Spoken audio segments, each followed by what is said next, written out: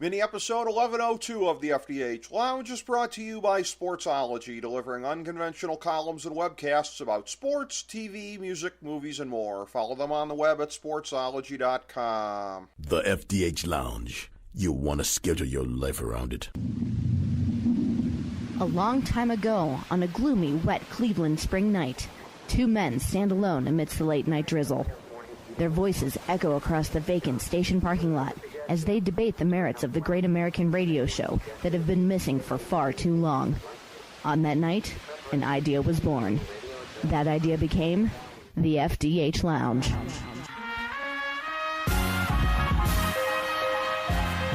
Welcome to the FDH Lounge. Welcome to mini episode 1102 of the FDH Lounge. This is FDH Managing Partner Rick Morris here with our preview of episode 4.3 of Billions. Here's our top 5 developments heading into this week's episode. Number 5, Maffei looks like he's going to become a legitimate player. There are so many elements that make this show great. One of them is the capacity for even the background players to evolve in ways that help tell a bigger story. A big key to Rudy's survival in the big time has been his ability to get others to buy into his underdog story, and at first, Maffei did just that, taking pity on his friend and promising to get him hired. But once he had a chance to reflect on Taylor's edict that he would be responsible for Rudy's success, he reconsidered. It may have been a crappy thing to do as a friend, particularly since it was his social invitation that got Rudy fired from X Capital in the first place, but it also represented the kind of business maturity that we've rarely seen from this cuddly man-child. Maffei has decided that he wants a fresh start at Mace Capital, a chance to really grow his skills, and he's ready to grow up to be able to do that. Maybe he'll become a real player by the time it's all said and done. Number 4, life in the big seat is starting out pretty sour for Connerty. His new perch is arguably the second most important prosecutorial spot in the federal government, and Chuck always made it look like the capital of the universe. But Brian's going to be under Jock Jeffcoat's thumb the same way Rhodes Jr. was. He's got his old frenemy Sacker needling him at every turn, and now he knows beyond a shadow of a doubt that he has not seen the last of his old mentor.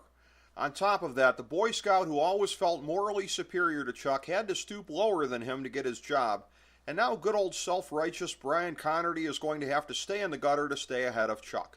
Couldn't happen to a nicer hypocrite. Number 3, Chuck and Bobby both push past warnings from vicious enemies. Chuck knows what Brian and Jock are capable of collectively, but he showed no fear to his former underling. Blackjack still looms as a threat given his S&M blackmail file, but that's a different story for a different day. Meanwhile, Grigger warned Bobby at the end of Season 3 to leave Taylor alone. Knowing that he would disregard the warning, Bobby upped his security dramatically and tried to blow up Mace Capital's Middle Eastern deal. Having been warned by Grigger once again, Bobby turned around by getting the banks to freeze out Taylor. Somebody in Bobby's inner circle is going to pay the price in terms of blood very soon. Number 2, Taylor is proving to be way more crafty than anticipated, but the capacity for ruthlessness has yet to be fully established. Figuring out the three-dimensional chess way to take out Grigger's tycoon buddies was impressive intellectually, but not much of a challenge to the old moral compass since those guys are scumbags. But Grigger is on a whole different plane whatsoever in terms of evil, and outmaneuvering that particular nation-state will require getting those hands dirty. Like Connerty, Taylor seems to have pretensions of moral superiority to the other side. But like Connerty, the survival of Mace Cap will depend on the willingness to do whatever is necessary, no matter how loathsome, probably just to survive Grigger, let alone X. Number 1, Chuck and Bobby not only have commonalities in their interests these days, but also in how they parallel with the bedroom. Chuck celebrated his success by indulging his arousal template, but we got the first glimpse that Wendy is only a dominatrix by duty, not by desire. Trouble looms on that front. Meanwhile, Bobby picked up a new business partner who doubles as a billion-dollar booty call, but having had to put up with his antics in the cleaning industry, she's going to be looking for ways to keep him in check going forward. Both men are enjoying what they see as the successful beginnings of their alliance and the counteroffensive that they are jointly pursuing, and that enjoyment is carried over into the bedroom for both of them. But storm clouds now loom there, and what happens next in that most intimate of playgrounds could come to affect them in the business-politics nexus. We'll stay tuned for that development to be sure.